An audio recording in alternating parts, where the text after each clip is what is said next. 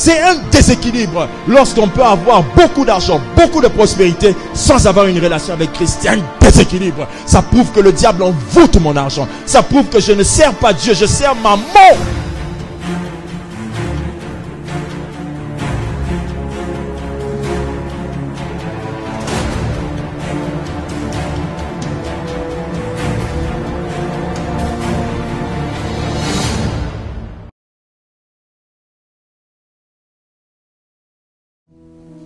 Gloire et louange à Dieu.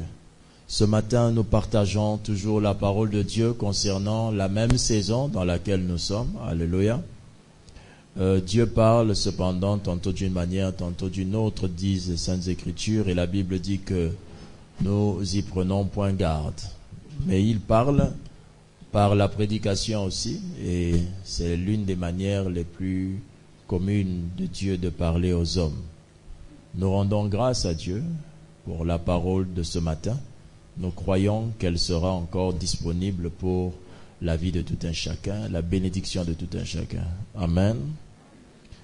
Que Dieu bénisse sa parole, nous disons tous Amen. Ce matin, nous sommes en train de parler des déséquilibres de la vie qui cachent la présence des malédictions. Amen. Dans la vie, il y a beaucoup de choses qui nous arrivent qui sous-entendent autre chose qui se passe dans le domaine de l'esprit. D'où le but de ce message, de nous informer, de nous révéler les choses spirituelles qui nous montrent, les choses que nous voyons dans notre vie de tous les jours, qui nous montrent ou qui révèlent qu'il y a une activité satanique sous une forme de malédiction dans notre vie. La vie nous enseigne beaucoup de choses. Nous avons dans la vie plusieurs choses que nous rencontrons, des bonnes comme des mauvaises choses. Et la plupart des choses que nous rencontrons enseignent déjà ou bien t'informent sur certaines réalités spirituelles qu'il y a dans ta vie.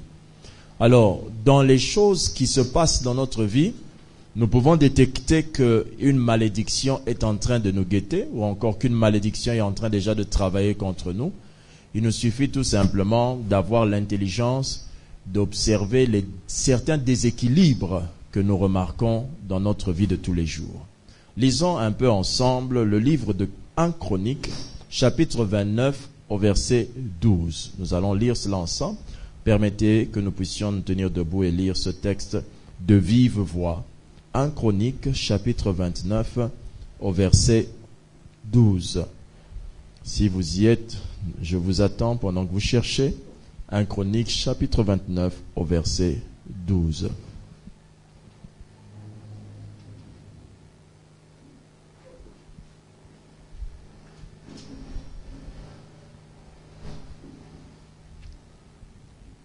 Si vous l'avez trouvé, nous sommes debout, nous allons lire la parole de Dieu. 1, 2, 3, lisons.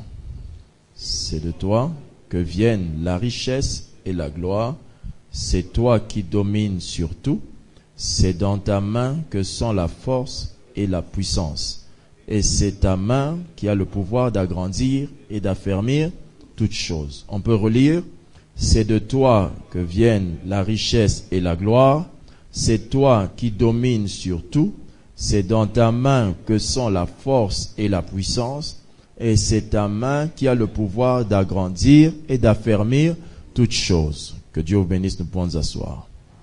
Dans cette parole, nous avons à chaque fois entendu Dieu mettre un mot à côté d'un autre, comme s'il voulait définir l'équilibre qui doit normalement s'imposer dans la vie d'un homme. C'est-à-dire, quand vous lisez, on dit, c'est de toi que viennent la richesse et la gloire. Dieu veut donc sous-entendre que quand il y a richesse, il y a gloire. La richesse et la gloire vont de pair, ça va en équilibre. Personne ne doit vivre la richesse sans qu'il ne puisse vivre aussi la gloire. C'est un déséquilibre. C'est toi qui domines sur tout, c'est dans ta main que sont la force et la puissance. Quelqu'un qui a la force est aussi puissant, a aussi un impact. Et c'est ta main qui a le pouvoir d'agrandir et d'affermir. Parce que si quelque chose est en train de s'agrandir, cette chose aussi doit s'affermir. Il y a donc dans la vie, quand vous observez votre vie avec Dieu, dans la vie de tous les jours, quand vous observez, vous devez analyser les différents déséquilibres que vous observez. Vous devez regarder et comprendre que ça ne marche pas bien avec celui-ci. Cette chose devrait être accompagnée de celle-là. Quand il y a cette chose, elle va attirer celle-ci. Mais si l'une existe et que l'autre n'existe pas, c'est ce que nous appelons un déséquilibre de la vie qui cache une malédiction satanique. Dans les malédictions sataniques, nous les connaissons, il y a des envoûtements, il y a des sortilèges. Toutes ces choses font partie des malédictions que l'on peut lancer contre un homme. Je veux bien que vous puissiez comprendre que, par exemple, lorsque on envoie un sortilège à quelqu'un, ça n'entre pas en lui directement. C'est quelque chose que l'on envoie de l'extérieur. Quelle que soit votre vie spirituelle, votre vie chrétienne, le sortilège peut vous atteindre dans le jour des baisses, dans le jour de distraction, dans le jour où vous êtes en dehors de la volonté de Dieu, un sort va vous atteindre. C'est-à-dire que ne vous dites pas que votre identité chrétienne vous met à l'abri de toute attaque. Si c'était le cas, Satan ne viendrait pas attaquer Jésus en face. Votre identité chrétienne ne vous met pas à l'abri, mais votre identité chrétienne vous donne un avantage. La Bible dit, nous avons l'avantage contre eux, car nous connaissons leurs desseins. Votre identité vous accorde donc un avantage, c'est-à-dire celui par exemple, de combattre déjà dans un état victorieux. Vous avez déjà la faveur, la grâce, la promesse, l'assurance de gagner le combat. Cependant, il faut entrer dans le combat. C'est comme un peu David qui dit, toi tu viens contre nous avec des flèches et autres, moi je viens contre toi avec le nom de l'Éternel. David est quand même entré dans le combat pour démontrer à Goliath que tout ce que tu fais c'est n'importe quoi. Les proclamations que nous avons aujourd'hui dans nos églises, ce sont des distractions qui ont été en fait propagées par les chrétiens qui ne prient pas beaucoup. Les chrétiens qui ne prient pas beaucoup sont dans des proclamations futiles, moi je peux appeler ça comme ça, sans effet, ça ne marchera pas, vous n'arriverez pas, vous ne me connaissez pas, tout ça c'est n'importe quoi. Ces fameuses proclamations ne tiennent que dans la vie de celui qui a l'habitude de les faire devant Dieu. Car si vous proclamez quelque chose devant les hommes, soyez sûr que vous l'avez déjà proclamé devant Dieu. Si vous n'avez pas encore parlé d'une chose à Dieu, vous en parlerez jamais sur terre et ça aura des effets. Jamais. Ça, ce sont des proclamations des aventuriers spirituels. Des personnes qui viennent à l'église et pensent que ce qu'ils entendent suffit pour les transformer. Non. C'est ce que l'on entend. Et ce pourquoi nous prions. Ce pourquoi nous passons le plus de temps devant Dieu qui finit par nous transformer. Donc, les genoux, c'est le secret même du changement. C'est en ce moment-là que Dieu nous transforme. Alors, au lieu de vous cloîtrer à vous dire sans effet, analysez votre vie. Ne vous dites pas, non, moi je sais ce que Dieu m'a appelé à faire. Moi je sais qu'un jour, Dieu m'élèvera. Il m'avait dit, je sais que c'est important de proclamer. Mais il faut analyser la vie de chacun. Il faut analyser sa propre vie. Que disent les Saintes Écritures dans les psaumes, dans les Proverbes 16-20? Je veux que nous puissions lire ça. Vous allez voir. Le Proverbe 16, au verset 20, nous révèle quelque chose de très important. Et ce sont ces petites choses-là qui ouvrent notre intelligence afin de comprendre, mais comment moi je dois regarder ma vie? Amen. Proverbe 16, 20 nous dit quoi? Celui qui réfléchit sur les choses fait quoi? Trouve le bonheur. Et celui qui se confie en l'Éternel est comment? Est heureux. Donc, lorsque l'on réfléchit sur les choses, on finit par trouver le bonheur. On réfléchit, on se dit, mais moi pourquoi c'est comme ça? Mais pourquoi moi? Cette réflexion que vous êtes en train d'apporter à votre vie vous emmène dans le chemin du bonheur. Mais celui qui ne réfléchit pas sur les choses, celui qui tout le temps veut se défendre, veut justifier ses manquements, il veut justifier la situation dans laquelle il se trouve. Une telle personne n'est pas sage. Il est sage d'observer et de réfléchir sur sa vie. Moi, j'ai commencé il y a 4 ans. Pourquoi c'est toujours comme ça? Moi, depuis que je suis marié, pourquoi c'est comme ça? Pourquoi moi, depuis que je travaille, c'est comme ça? Pourquoi moi, mais j'ai le ministère, mais pourquoi comme ça? Bon, mais c'est Dieu qui m'avait parlé, mais pourquoi comme ça? Lorsque vous analysez sur les choses, vous trouvez le bonheur. Lorsque vous analysez sur les choses, vous trouvez des précisions, des détails qui vous montrent que non, là je suis dans l'erreur. Est-ce que quelqu'un me suit attentivement? Dans la parole de Dieu, la parole enseigne que plusieurs personnes peuvent être à l'église, mais ne pas faire la volonté de Dieu dans leur propre vie. Plusieurs. Donc, faire ce qui est bien est différent de faire la volonté de Dieu. Faire ce que vous aimez est différent de faire la volonté de Dieu. Plusieurs personnes peuvent faire ce qu'ils pensent être bien, mais ils ne font pas la volonté de Dieu. Je prends un exemple. La plupart des serviteurs de Dieu travaillent parce qu'ils aiment le Seigneur, mais pas parce que le Seigneur leur a dit de faire ce qu'ils sont en train de faire. Il y a une très grande différence entre ces choses-là. Un homme de Dieu ne fait pas le travail de Dieu parce qu'il aime Dieu ou parce qu'il aime les âmes. Votre amour pour les âmes, c'est être un chrétien. Tout chrétien aime les âmes. Un homme de Dieu ne fait pas une église ou ne fait pas un ministère par amour pour les âmes. Non, non, non, non, non, non, non. Le ministère est un mandat. C'est quelque chose que vous recevez de la voix de Dieu, de la bouche de Dieu, par le conseil souverain de Dieu qui te choisit et qui t'établit. Sans le ministère, sans le mandat divin, n'ose jamais prétendre que tu peux te lever au nom de l'Éternel dans la vie des gens. Quelqu'un m'a dit un jour, pasteur, mais avec tout ce que Dieu me dit de faire, j'aurai beaucoup de combats parce que je vais parler à beaucoup de gens, les combats, les retours de leurs combats viendront sur moi. J'ai dit ça, c'est la compréhension ridicule que l'on vous a annoncée par les frères en Christ qui sont devenus pasteurs étant frères en Christ toujours. C'est-à-dire que ces frères en Christ, ne connaissant pas Dieu, vous ont raconté les choses qui arrivent qu'aux frères en Christ. Je vais vous expliquer. Quand vous êtes frère en Christ et que vous combattez dans la vie de quelqu'un, les combats de cette personne viendront contre vous. Mais quand vous êtes homme de Dieu, ces combats ne peuvent pas venir contre vous parce que vous ne représentez pas une personne, vous représentez un État. Le ciel. Donc, en tant qu'État, un ambassadeur, c'est pas lui qui va en guerre. Si aujourd'hui je rencontre le président des États-Unis, je dis aujourd'hui vous et nous sommes en guerre. Est-ce qu'il tire sur moi? Non. Je sors même avec beaucoup de respect. Les gardes m'emmènent toujours dans ma voiture. Je prends même l'avion et je rentre toujours normalement. Parce que nous, on ne se bat pas. Ceux qui se battent, c'est nos armées.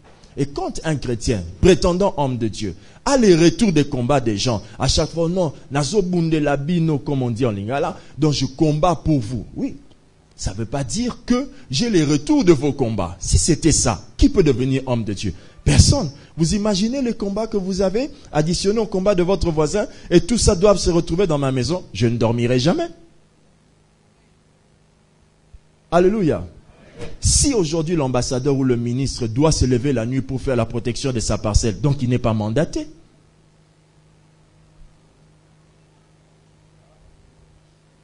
Tout ça, qu'est-ce qui arrive? Comment j'arrive à ces conclusions? Parce que j'observe la vie. Je me dis, mais moi j'ai le ministère, je suis encore petit. Mais pourquoi je n'ai pas les combats comme ce type-là? Alors le Saint-Esprit me dit, non, mais parce que toi tu es mandaté. Tes combats, ce sont les combats de mon État. Toi tu me représentes sur terre comme étant un de mes ambassadeurs. Mais moi, c'est moi qui fais ce travail-là. Oh, pourquoi? J'observe et je réfléchis sur les choses. Mais je ne cherche pas à me donner raison. Je ne cherche pas à justifier ce que je dis. Je ne cherche pas à justifier ce que je fais. Ça, c'est être distrait. Il faut être sage. Aime les âmes, gloire à Dieu, mais ne prétend pas être homme de Dieu sans que cela ne vienne de la bouche de qui? Un autre frère arrive, il entre dans le bureau et dit, pasteur, vraiment, je suis dans le ministère, le Seigneur m'a appelé au ministère. Voilà, j'ai tel don. Mais je lui dis, mais qu'est-ce que Dieu t'a dit? Un jour, un prophète m'avait dit, un jour, un autre prophète. J'ai dit, mais qu'est-ce que Dieu t'a dit? Un jour, un prophète. J'ai dit, comment peux-tu aller prendre un mandat? Tu vas prendre un travail au ministère. Tu es dans le gouvernement de Dieu et tu as appris ça par un petit du quartier. Tu as appris ça par un frère qui habite derrière chez vous. Mais ça doit avoir la signature de Dieu lui-même. C'est un porte-parole du gouvernement qui doit te dire que selon le décret, alinéa, suivant numéro, autant, il a été nommé ministre. C'est comme ça que ça se passe. On ne devient pas homme de Dieu par amour et par zèle. Non, il faut détester ça. Quand tu veux devenir homme de Dieu, tu dois dire non, je ne veux pas. Afin que Dieu te dise, moi-même, je l'ai décidé ainsi. C'est par décret présidentiel, par décret royal, par décret divin. Alléluia. Alors comment on arrive à ça? Parce que nous analysons pour voir les fameux déséquilibres de nos vies. Dieu, tu m'appelles, mais je vois ceci. Tu m'as appelé, il y a ça. Il y a un déséquilibre. Je rentre d'abord voir Dieu. Quand je vais d'abord voir Dieu, je peux découvrir que Je suis en fait tout simplement chrétien, mais je suis sous des forces de malédiction satanique qui sont en train de m'empêcher de voir clair. Alléluia. Prêcher, ça s'apprend. Et tous les jours, si vous restez à côté d'un pasteur, vous finirez par prêcher. Ça ne peut pas vous qualifier. Prêcher ne peut pas vous qualifier. Quelqu'un me suit attentivement? Alors, avec beaucoup d'amour et d'humilité, si vous êtes appelé à être serviteur de Dieu, homme de Dieu, femme, servante de Dieu ici dans l'église, soyez humble d'attendre que Dieu qui vous a parlé parle à votre Père spirituel. Amen. Vous allez attendre. Si ça va prendre 20 ans, attendez 20 ans. Comme nous aussi nous avons attendu. Jusqu'à ce qu'Abib a parlé. La patience, le cœur de Dieu. Oh. Satan ne vient toujours pas par des songes. Satan ne vient toujours pas par des attaques de nuit. Satan ne vient toujours pas par des sensations étranges et horribles. Non. Satan vient aussi par des déséquilibres. Voici les différents déséquilibres que nous rencontrons dans la vie qui peuvent indiquer une malédiction satanique. Alléluia. Premier déséquilibre. Le déséquilibre entre l'intelligence et les opportunités. Le déséquilibre entre l'intelligence et les opportunités. Quelqu'un qui est intelligent, c'est quelqu'un qui a une formation, par exemple. Il a été formé, il a appris des choses à l'école. Il est intelligent, il sait les reproduire, il sait l'expliquer, il sait s'exprimer sur cette intelligence. Mais quand une personne intelligente remarque dans sa vie qu'il ne rencontre pas des opportunités, c'est-à-dire des ouvertures permettant à atteindre un certain niveau, des opportunités, des occasions, des circonstances favorables. Quand quelqu'un d'intelligent, quelqu'un qui est intelligent, vous sentez quand il parle, cet homme est intelligent, mais il ne tombe jamais sur des opportunités qui peuvent l'emmener à aller loin. Il est intelligent, mais il n'est jamais là où on parle de l'argent. Il est intelligent, il n'est jamais là où on embauche les gens. Il est intelligent, il n'est jamais là où on donne des occasions, des commissions aux gens. Lui, il n'est jamais là. Qu'est-ce qui se passe? Il est intelligent, mais il n'a pas d'opportunité. Lorsqu'il y a ce déséquilibre-là entre je suis un homme intelligent, mais pourquoi je ne tombe pas sur des opportunités? Je vais vous dire une chose. Quand vous remarquez un tel déséquilibre, craignez d'être sous une malédiction satanique. Il y a un mauvais sort, ou bien, comme vous appelez chez les hommes, une malchance. Donc c'est un mauvais sort. C'est une malédiction qui est prononcée peut-être sur toi par un oncle, par une dame, je ne sais pas par qui, mais il y a un mauvais sort. Il y a quelque chose qui s'oppose à mon chemin. Parce qu'avec mon intelligence, je devais être très loin. Quand vous regardez certaines personnes qui sont dans certains endroits, vous vous dites, ah, un idiot comme ça, mais qu'est-ce qu'il fait là? Alléluia. Non, il avait un oncle, tout ça. Mais l'oncle qu'il a là, c'est ça l'opportunité. Pourquoi toi qui es intelligent, tu n'as jamais deux oncles au niveau de l'oncle, au niveau d'aller parler pour toi? J'ai rencontré un frère très élevé dans sa société. Très élevé. Un boss. Et j'étais dans son bureau. Pendant que j'étais dans son bureau, il m'expliquait une situation terrible au travail. On lui a dit que monsieur, nous allons vous enlever du travail. Alors il m'expliquait, à un moment il est sorti du bureau. Je suis resté en train de prier en langue. Et je parlais au Saint-Esprit, mais qu'est-ce qui se passe? Comment on va faire cette histoire? Le Saint-Esprit me dit, ce n'est pas pour rien qu'il a épousé sa femme. Qu'est-ce que ça veut dire? Alors le monsieur rentre, je lui dis, je vais vous expliquer une chose. Vous voyez tous les problèmes que vous avez, c'est à cause de tous ces problèmes que vous avez une telle femme. Il dit, mais pourquoi vous dites ça? Je dis, votre femme sera la source de la solution de ce problème. Ah, comment? Attendez. La femme est la petite fille de la nièce, de la cousine, de la sœur, de la tante, de ceci, du chef de la société là où le monsieur se trouve. Ça s'appelle quoi? Une opportunité. Alors je lui ai dit, il faut en parler à ta femme. Parce que ta femme là, c'est une opportunité que Dieu t'a donnée. Quand il en a parlé à sa femme, la chose n'est pas allée se négocier avec son supérieur. La chose allait se négocier avec le chef du chef. Allez-y comprendre. L'opportunité. Pourquoi vous n'avez pas l'opportunité d'épouser des femmes qui connaissent des gens importants? Ou bien qui sont dans la famille des gens importants? Pourquoi toi tu tombes toujours sur des femmes qui connaissent toujours des problèmes? Quand elle est avec toi à la maison, elle, c'est toujours, ah non, passe. Et Zakabo, écoute, Tata Massinabiso, notre tante, elle souffrait toujours. Je comprends pourquoi nous on souffre. Oh, pourquoi vous avez toujours ce genre de choses? Un homme intelligent comme toi, tu n'avais pas remarqué que cette femme était idiote pour t'emmener dans la distraction?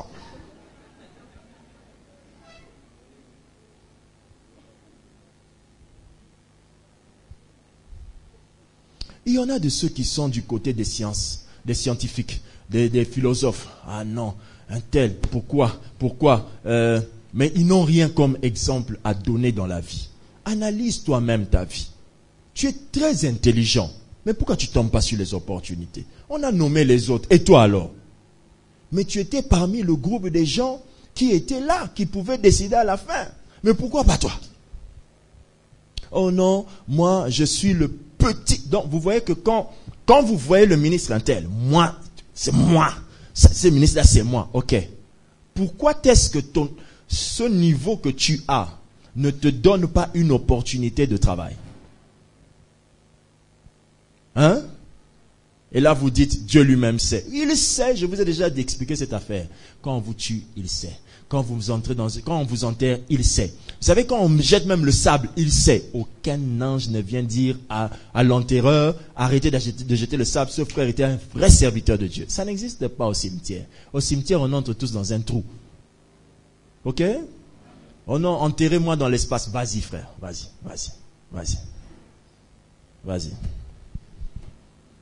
Un homme dans la Bible, dans le livre de Matthieu que vous connaissez, chapitre 25, 16, vous connaissez cette histoire. Parlant des talents. On a remis à chacun des talents. À l'un 5, à l'autre 2, l'autre 1. Mais vous savez, chose étonnante, j'ai demandé au Saint-Esprit, mais comment tu m'expliques que le type qui a un talent n'a pas multiplié les talents? Je n'arrive pas à comprendre ça. Mais il dit, mais c'est ça. Celui qui devait saisir l'opportunité entre ces 3 personnes, celui de 5 talents, de 2 talents et de 1 talent, qui devait saisir l'opportunité?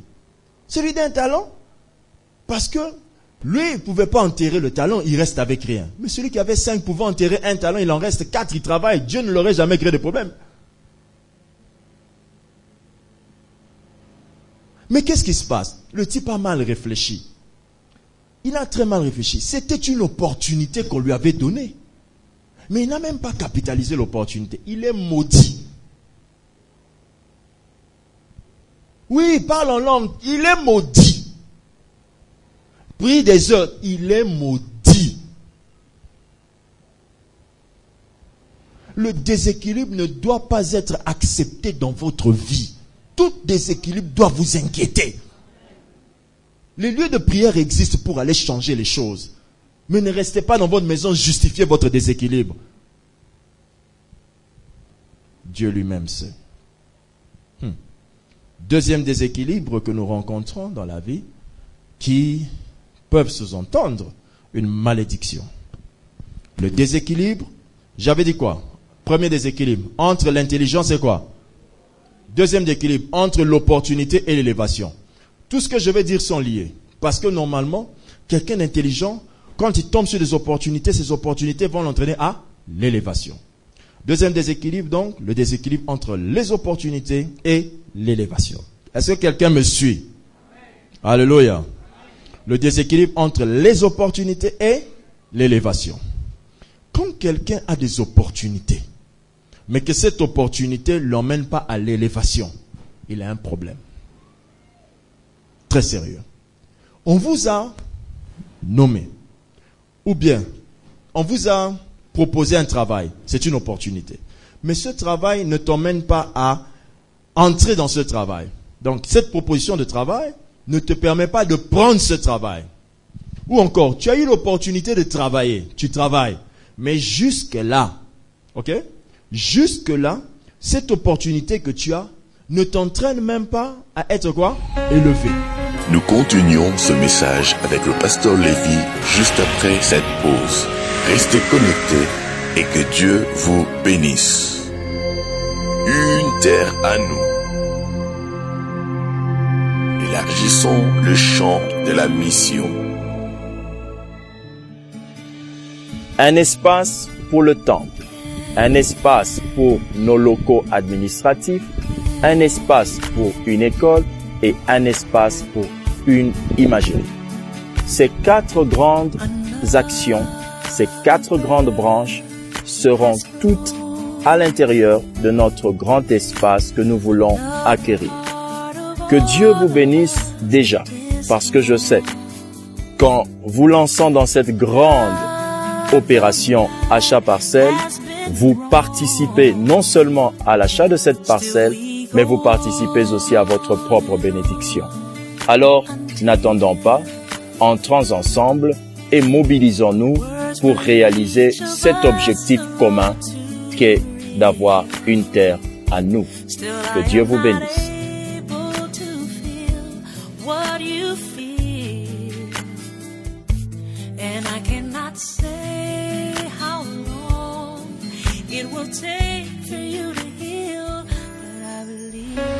Nous continuons ce message avec le pasteur Lévi.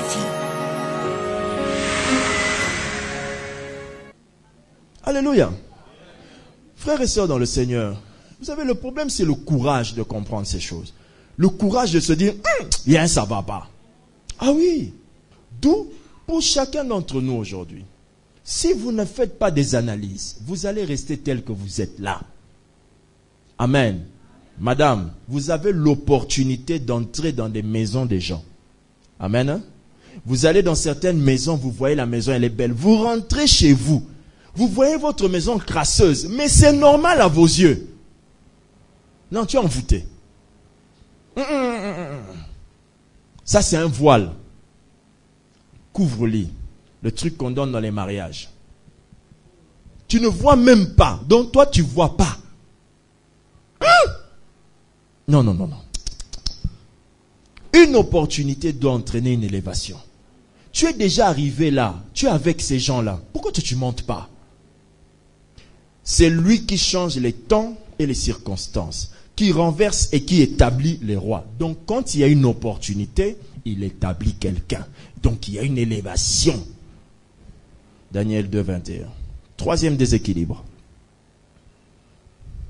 Le déséquilibre entre l'élévation et le salaire.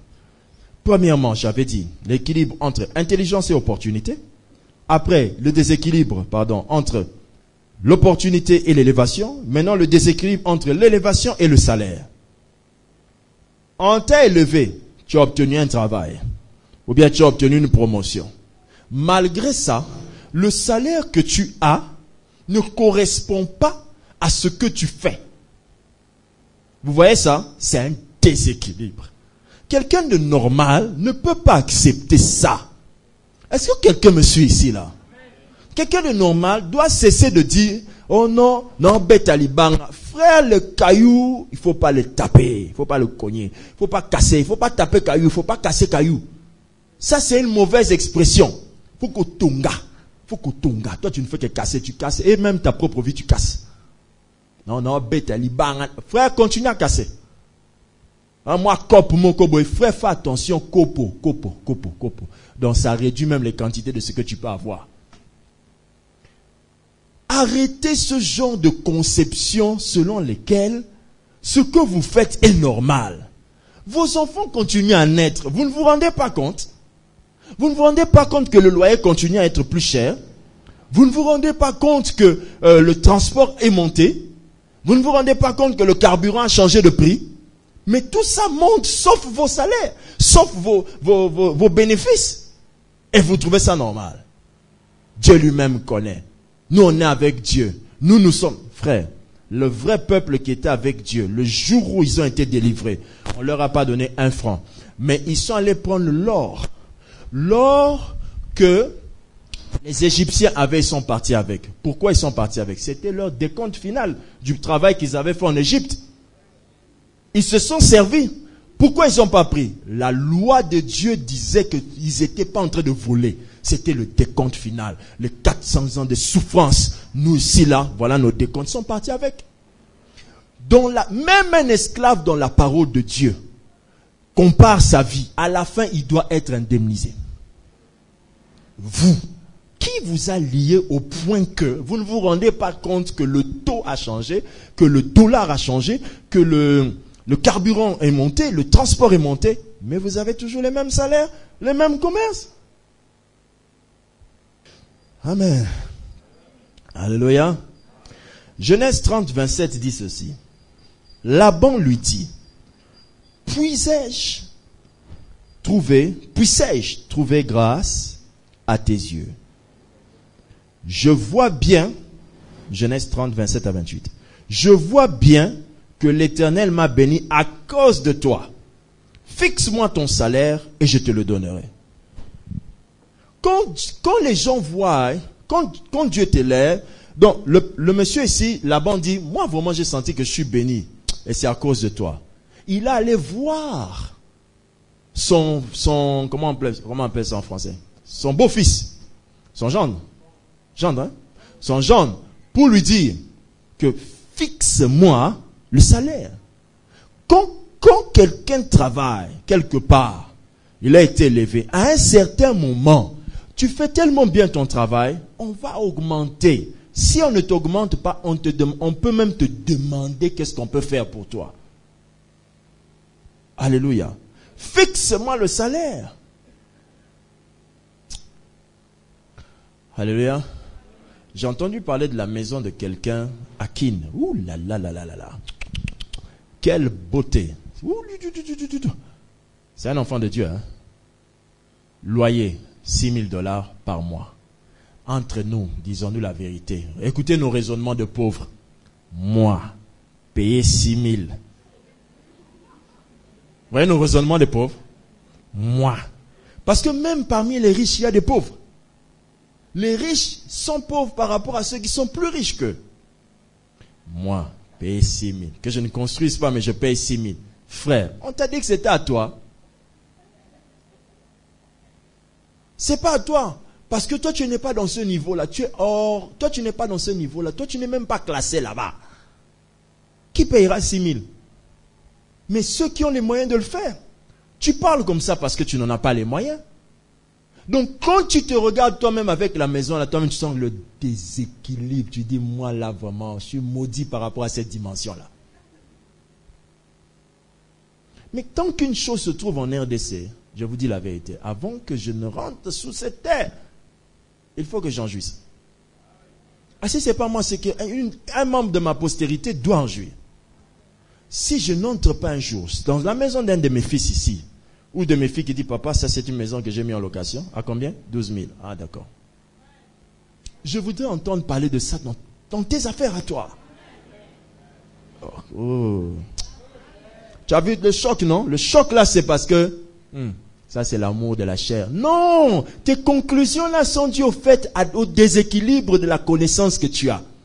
Tu as un déséquilibre hormonalement, spirituellement déséquilibré.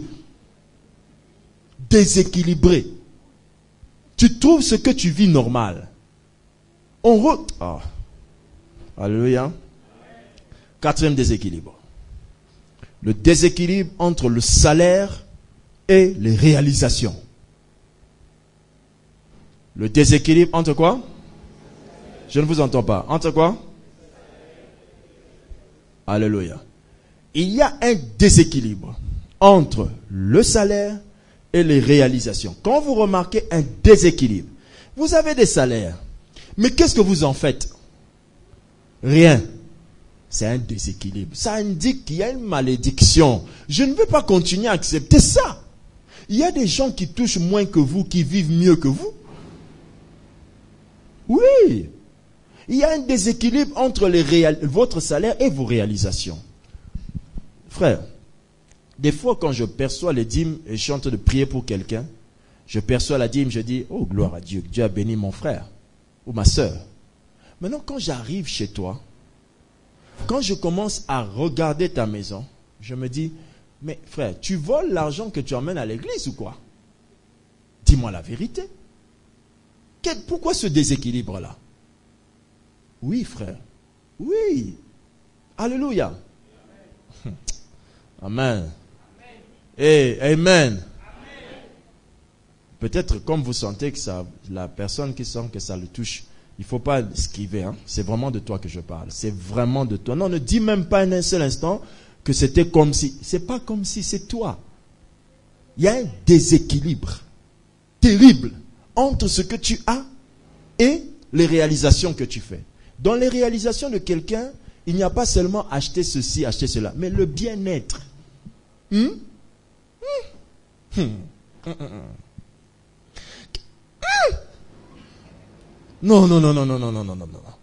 Non, tu vois ce qu'il apporte à son Dieu pour dire, je paye ma dîme au Seigneur. Mais tu vois sa vie. Tu dis, mais qu'est-ce qui t'est arrivé? Quoi, t'as tapé caillou en route, tu es tombé ou quoi? C'est un déséquilibre. Pourquoi le Dieu saint, qui n'a pas besoin de tout ça, va faire bâtir son temple avec de l'or dedans? Il n'a pas besoin de tout ça pour être Dieu. Mais pourquoi il le fait? Pour qu'il y ait équilibre entre ce qu'il est et ce qu'il a. Toi, tu as un déséquilibre entre ce que tu es et ce que tu as. Tu trouves ça normal? Non, frère. Laisse ces choses-là. C'est pas l'humilité, ni la simplicité. Alléluia. Mais comment tu fais pour avoir ce salaire et avoir une chemise avec un col sale? Mais comment tu fais une chose? Comment tu arrives à comparer une chose pareille? Mais c'est l'envoûtement, frère. Ne va pas nous raconter que c'est l'humilité. Il y a quelqu'un un jour qui s'est levé, qui disait sur Internet, ah non, ces pasteurs africains, c'est un étranger, ces pasteurs africains, ils se font de l'argent avec l'argent du peuple. Et ils portent il est arrivé chez quelqu'un, il est arrivé chez un pasteur, il dit, oh mais ta chaussure là, elle coûte très cher. Le pasteur là, heureusement que ce pasteur était sage. Le pasteur il dit, oh, mais les sandales que tu as mis là, moi je connais ça. C'est un vrai cuir. Ça coûte plus cher même que mes chaussures. Donc, dans la simplicité, il y a aussi des prix chers. Le mot simple n'a rien à voir avec beaucoup d'argent ou peu d'argent. Non. Le mot être simple, ça ne veut pas dire que je m'habille débraillé. Non, j'ai ma sandale, mais ma sandale là me permet de rester longtemps avec. Vous qui achetez les montres à 700 francs, vous en avez acheté déjà combien depuis? Ça paye déjà une Rolex, frère. Tu as acheté déjà 200, attends, je vais calculer. 263 montres de 1000 francs. Ça fait combien? 263 000. Va maintenant acheter une montre de 263 000, on dit orgueilleux. Non, frère, non. C'est un déséquilibre, frère. Le lieu où tu vas là, les endroits où tu vas là, tu ne peux plus continuer à être comme tu étais. C'est un déséquilibre. Il y a quelque chose dans ton cerveau qu'il faut enlever. C'est pas normal. Et vous trouvez ça normal? Non. Non. Alléluia.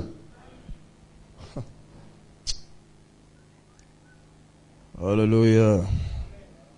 Le déséquilibre entre le salaire et les réalisations. Quelqu'un m'entend attentivement? Le cinquième déséquilibre, le déséquilibre entre les réalisations et le succès. Le déséquilibre entre les réalisations et le succès. Lorsque quelqu'un a un salaire, il en fait des réalisations. Il peut investir, c'est une réalisation. Il peut acheter des choses pour sa maison, c'est une réalisation. Il peut acheter des choses pour sa femme, c'est une réalisation. Maintenant, quand il y a toutes ces réalisations, mais il n'y a pas de succès qui accompagne cette réalisation, c'est un problème. Un problème très sérieux. La Bible dit, dans Deutéronome 28, 29, « Et tu tâtonneras en plein midi, comme l'aveugle dans l'obscurité. Tu n'auras point de succès dans tes entreprises. Tu seras tous les jours opprimé, dépouillé, et il n'y aura personne pour venir à ton secours. » Vous voyez ça? Dans tes entreprises, la Bible dit tu n'auras pas de succès. Tu seras comme un aveugle. Tous les jours tu seras opprimé. Mais c'est l'envoûtement. C'est la malédiction. Malgré que tu as obtenu des opportunités, ça t'a donné, tu es intelligent, ça t'a donné tu as eu des bonnes opportunités. Ces opportunités t'ont donné l'élévation. L'élévation t'a accordé un bon salaire. Ton salaire t'a permis de faire des réalisations. Mais les réalisations que tu as n'emmènent pas le succès dans votre maison. Le succès. En dehors de ce que nous sommes en train de faire, ce que nous faisons doit réussir. Ce que nous faisons, par exemple, quand dans les réalisations vous avez investi, cet investissement doit avoir du succès. Et le succès ici, c'est le fait que la chose que tu as dure plus longtemps, te donne plus de choses. Ça grandit, la chose grandit, ça a du succès. Lorsque quelqu'un fait des choses, il faut que ces choses qu'il fait, les réalisations-là, entraînent le succès. Toi, je t'ai connu, tu avais ouvert une boutique de tomates. Après, tu as ouvert une boutique d'habillement. Après, tu es passé à Cabello. Après Cabello, tu es arrivé à une pharmacie. Après la pharmacie, tu as commencé une boutique de vente de billets d'avion. Finalement, qu'est-ce qui t'arrive? Tout ce que tu réalises n'obtient aucun succès. Frères et sœurs, amen. Depuis que je connais certains commerçants, jusqu'à aujourd'hui, comme notre frère, il est toujours commerçant, ça a augmenté les réalisations. Alléluia. Oh non, lui c'est un féticheur, lui c'est un homme du gouvernement, lui c'est ceci, il a des connexions. C'est parce que ne justifiez pas votre échec, frère. Je veux te rappeler, en dehors des choses que tu dis qu'il fait, que tu ne fais pas là, qu'il y a tant de choses qu'il a que tu as. Il a une seule tête, il a 2 bras, 2 mains, il a même 2 pieds. Et ça alors, ça ne t'aide pas à te dire que je peux faire aussi mieux? Alléluia. Frères et sœurs dans le Seigneur, j'aimerais que ce matin que quelqu'un dise ça doit s'arrêter. Alléluia. Oh non, non, non, non, non, non, non, non, non, non, non, non, non. Nous n'accepterons pas un déséquilibre. Alléluia. Non, non, non, non, non, non, non, non. Il y a des gens que vous voyez de loin, quand vous venez, vous dites, ah, non, c'est vraiment son bureau. Parce que c'est comme ça que tu le voyais. N'est-ce pas? Il y a des gens comme ça. C'est vraiment son bureau. Ah, c'est vraiment sa maison. Ah oui, c'est vraiment sa femme. Oui, c'est vraiment ses enfants. Tu sens qu'il y a un équilibre. Mais il y a des papas. Quand ils s'habillent, yoka costume. Mais regarde seulement sa femme. Un truc de 7000 qu'elle a acheté quelque part. Frère, toi là, je reviendrai vers toi. Je reviendrai. Le message sur l'ordre de l'équilibre dans le mariage. Je reviendrai. Ça, c'est un déséquilibre. Mais si on voûtait, frère. Savez-vous pas qu'on ne peut pas aimer une femme sans l'aimer comme on s'aime soi-même? D'ailleurs, j'ai culte avec les couples à Barumbu tout à l'heure. Vous allez entendre. Oh non, ce sont les femmes qui aiment s'habiller, qui font attention à elles. C'est écrit où? Moi, j'ai un verset qui dit que ce sont les hommes qui doivent bien s'habiller et faire attention à eux. Parce que c'est de la manière qu'ils font attention à eux qu'ils font attention à leurs femmes. Toi, tu m'as sorti quel verset? Oh non, les hommes sont toujours des sales. Les hommes, ça pute. Frère, c'est quel verset démoniaque que vous avez ajouté dans la parole, frère? Arrêtez ces histoires-là. C'est un déséquilibre. C'est ta femme, elle te reflète. C'est ton mari, il te reflète. Ce sont tes enfants, ils doivent te refléter. Oh, faut que ça cesse, dire. 6e déséquilibre. Le déséquilibre entre les réalisations et le succès, c'était 5e. 6e, le déséquilibre entre le succès et l'abondance. Alléluia. Beaucoup de gens, ils ont un commerce peut-être qui a réussi, il y a du succès, la réussite a emmené son succès, on entend parler de lui, mais quand il meurt, tout s'arrête. Ses enfants même n'arrivent pas à bénéficier de ce qu'il a fait comme travail. Quand un succès n'amène pas à l'abondance, mais à quoi ça sert? C'est un déséquilibre. Le fils d'un roi, on le saura même à la mort du roi. Le jour où toi tu meurs, on apprend que la maison où tu étais, vous louez ça. Mais tu avais une boutique qui avait fait succès. La femme qui vend les beignets là, la dame là, succès. Mais tu n'as rien laissé. On ne peut laisser que lorsque on est dans l'abondance et qu'on en a pour nous et pour d'autres. Et toi? C'est maintenant qu'il faut comparer les choses. Travaillez votre esprit. Entrez jusque dans l'abondance. L'abondance, pour moi en tant que pasteur, l'abondance, c'est que je dois être capable de quitter cette église terre sacrée sans me faire des soucis. Je quitte, je vais implanter une autre et je vais là-bas, je reste là-bas. Ça c'est l'abondance pour moi. Parce que Si je commence à aller dans une autre église, non, Nazon en église centrale pour Kunambong et là. Mais ça, c'est un pauvre monsieur. C'est un misérable monsieur. C'est un misérable monsieur. Si l'église devient ma source d'approvisionnement financier, mais c'est dans les sens que si on a les offrandes, j'ouvre mes yeux. Mais tu es distrait, frère. Non.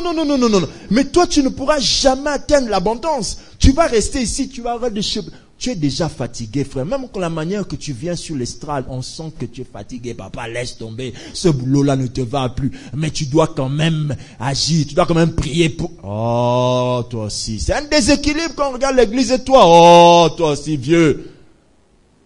Laisse tomber.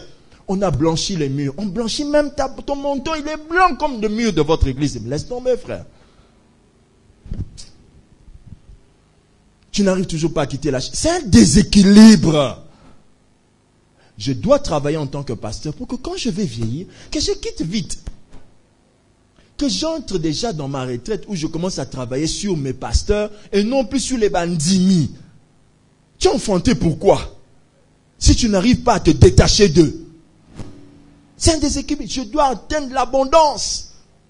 L'abondance pour moi, pasteur, c'est ça. C'est je dois vivre plus pour une église, je dois vivre pour les pasteurs.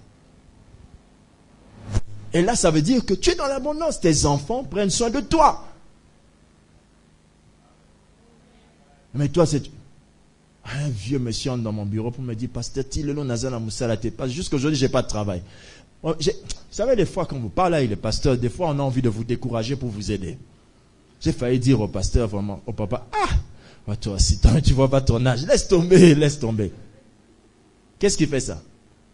Quand il travaillait, il n'avait pas compris qu'il devait atteindre quoi? L'abondance. Quand il avait un peu, il achetait pour lui. Il achetait pour lui. Il n'y a pas que toi. Travaille pour arriver au point où tu vas commencer à être la source de provision d'autres personnes. L'abondance. Alléluia. Déjà, je crains vos phrases. Souvent, certaines personnes disent, ce salaire-là, ça ne va pas me suffire. Toi, tu prends les salaires pour toi. On dit ce salaire ne va pas nous suffire. Parce que dans mon salaire, il n'y a pas que moi dedans.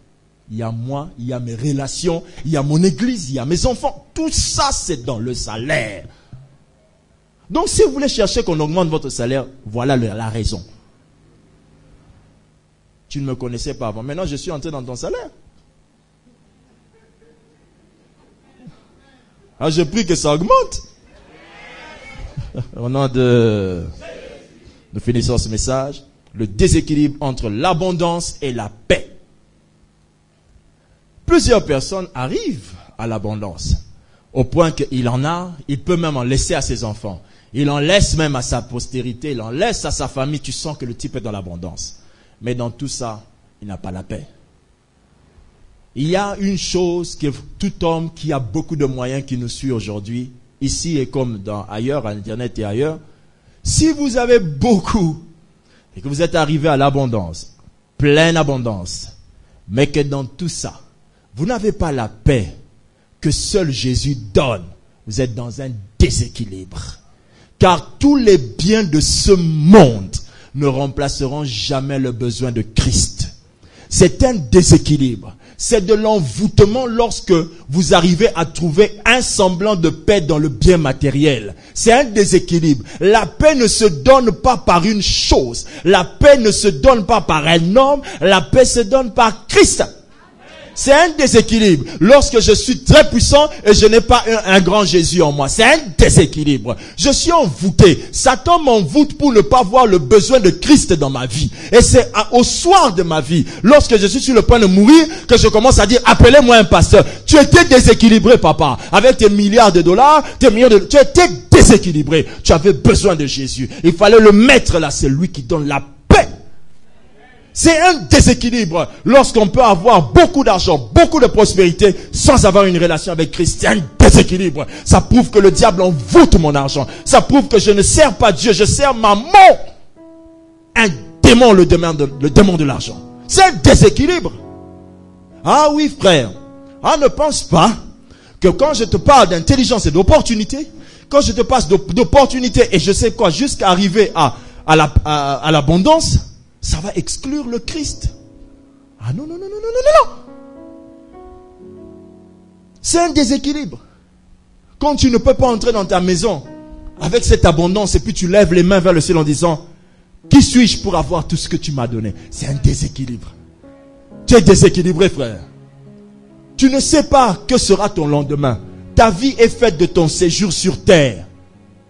Tu es déséquilibré. Ton équilibre serait de savoir qu'après tout ce que je fais sur terre, le royaume m'attend. Le ciel ouvrira ses portes. J'y entrerai afin de rendre compte de tout ce que Dieu m'a donné sur terre. C'est ça l'équilibre. Que Dieu bénisse sa parole.